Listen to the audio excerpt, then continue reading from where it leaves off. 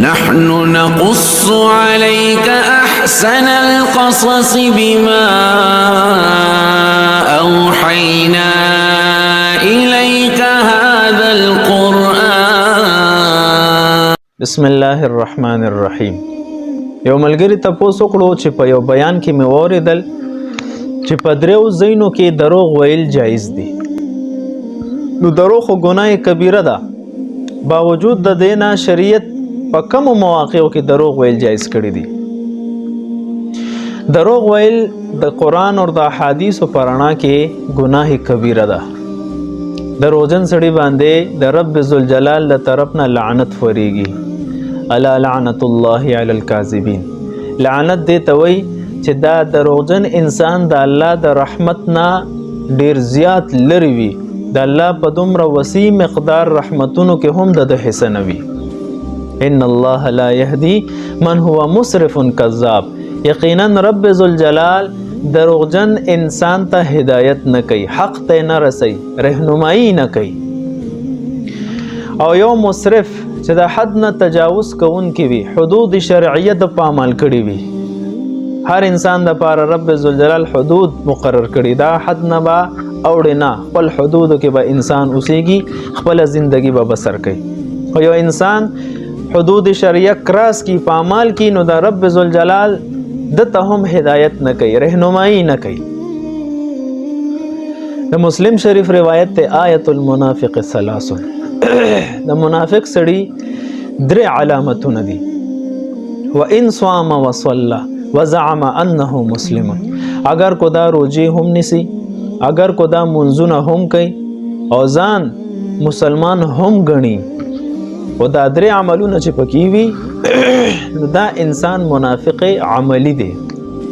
منافق اعتقادي دا کافر دی، او منافق عملی چې د منافقانو سره په یو عمل کې مشابهت لري. کم اعمال چې منافقان کوي او مسلمان هم هغه عمل وکي، نو دا د هغې سره سره په عمل کې شریک شو، عقیده کې نه. دی وجه نه ورته منافق عملی وي، او منافق عملی کافر نه، گمراه وي، گمراه، حق لار د نه خطا شوی وي. نو د منافقانو درې علامات دي. اذا حدث کذب، چې کلم خبرې کوي دروغ به وي. دروغ ویل دا د منافق سړي علامت دی. بل دروغ یاد پاتې کیږي نه. انسان همیشه د دروغ په وجه باندې شرمنده وي په هر مجلس کې، او په دروغ سره چې انسان کله مشهور شي، نو دا به بیا یو حق خبر هم کوي، رښتیا خبر هم کوي، خلک به په ده باندې ذره برابر اعتماد نه کوي. او د رب ذوالجلال په کتاب کې هم دا کذاب ولیکل شي. په یو روایت کې راځي چې کله انسان قریب الموت شي، د مرګ آثار په ظاهر شي، نو فرشتې راشي. رب ذوالجلال ورته حکم وکړي چې لاړ شه د ده دا شونډې بوین کا، چې د دروغ ویلي دي کو نه دي ویلي. حدیث شریف مفهوم دی. کو دروغ ویلي وي، نو د سره بیا باقی معامله ډیره سخته کیږي.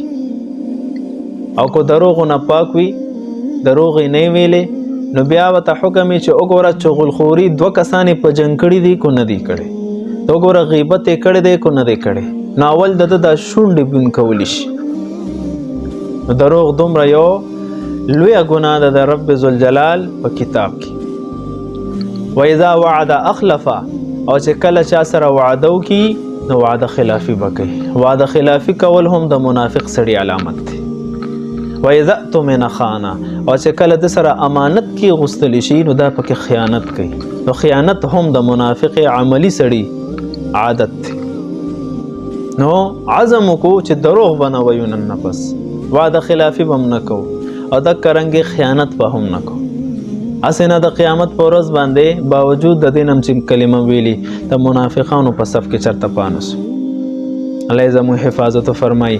هغه مواقع چې په کومو کې دروغ ویل جایز دي، د ترمذي شریف روایت دی لا يحل الكذب الا في ثلاث.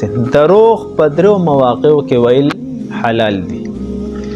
و یاد ساته فقها فرمایي دلته د کذب او د دروغ نه مراد تعریض دی، یعنی داسې کلمات، داسې خبرې پیش کول چې هغه دوه معنا او دوه مطلب لري، چې متکلم او ویون کې ته یو مطلب واخلي، متکلم ته بل مطلب واخلي. هغه درې مواقع دي. کذب الرجل لیرضیها، چې یو سړي او د ښځې په مابین کې ازدواجی زندگی خرابوي، تعلقات یې جوړ نه، کور یې جوړ نه، خفګان پریشانیانې، نو دا خاوند ته شریعت دا حق ورکړی دی چې ښځې ته داسې قسم یو خبره وکړي چې ښځه ته یو مطلب والی، خاوند ته بل مطلب والی، او د دې په کور جوړ شي، ازدواجی زندگی برقراره پاتې شي، نو دا د سړي دپاره جایز دی. مثلا سړی خپلې ښځې ته ووایي چې نن خو ته د سپوږمۍ په شان ښکارې، نو سپوږمۍ خو وینه خوا پې خوشحاله شي، نو داسې قسم الفاظ ویل سړي دپاره خپلې ښځې ته شریعت جایز کړي دي. والکذب فی الحرب، بل دا په میدان جنگ کې د مجاهد دپاره کافر وړاندې داسې الفاظ ویل چې د هغوی په حوصله ختمه شي، خپې وخویږي، نو دا ویلم جایز دی. مجاهد دپاره هم داسې قسم الفاظ ویل جایز دی. والکذب لیصلح بین الناس، د دوو فریقینو مابین کې شدید اختلاف دی، جنگ دی، دشمنی ده، او هغه اختلاف ختمولو دپاره د صلح په نیت باندې یو جرګې والا یا یو انسان داسې قسم الفاظ استعمال کی چې د دوانو په جوړه راشي، صلح راشي، نو دغه جرګې والا ته دا کم سړی چې صلح کوي د دپاره داسې قسم الفاظ ویل جایز دي چې یو فریق ته د بل فریق ښه کلمات بیان کی، بل فریق ته د اولنی فریق ښه کلمات او ښه خبرې بیان کی، رد والا خبرې بیان نه کی، د یو بل مخالف الفاظ ورته ذکر نه کی، او لغوندې د خپل طرف نه پکې ښه کلمات ورواچوي چې د دوی جوړه راشي، نو دا شریعت جایز کړي دي. علامه شامل لیکلی دی الکذب مباح لاحیاء حقه ودفع الظلم عن نفسه والمراد التعریض لأن عین الکذب حرام قال وهو الحق. یو دو ځایونه نور لیکلی دی، یو انسان د چا د ظلم نه خپل ځان بچ کوي، نو ځان بچ کولو دپاره کو دا یو دوه درې خبرې داسې پیش کی چې د هغه د ظلم نه پې بچ شي او حقیقت سره خبرې تعلق نه ساتي، نو دا گنجایش ته چې خپل ځان د یو ظالم د ظلم نه په چند کلماتو سره بچ کولی شي، یا خپل ځان نه خپل اهل او عیال یا نور مسلمانان د یو ظالم د ظلم نه بچ کوي او چند کلمات ویل هلته کار کوي چې د حق سره تعلق نه ساتي، نو ویلی شي، دا شرعا گنجایش ته. بل صورت دام علامه شامل لیکلی دی چې د خپل ثابت شده حق دپاره چې زه د خپل حق حاصل کم، نو دې دپاره هم چند کلمات داسې ویلی شي چې خپل حق په حاصل کی، ذو معنیین کلمات ویلی شي چې مخاطب ته یو معنی مراد والی، متکلم ته بل معنی مراد والی، خو دا هغه صورت کې چې د حق ضایع کیږي، خو د چند خبرو په وجه باندې د حق دته واپس لاسونو ته راځي، نو په دې صورت کې شریعت دې سړي ته دا گنجایش ورکړی چې داسې ذو معنی لفظ استعمال کی.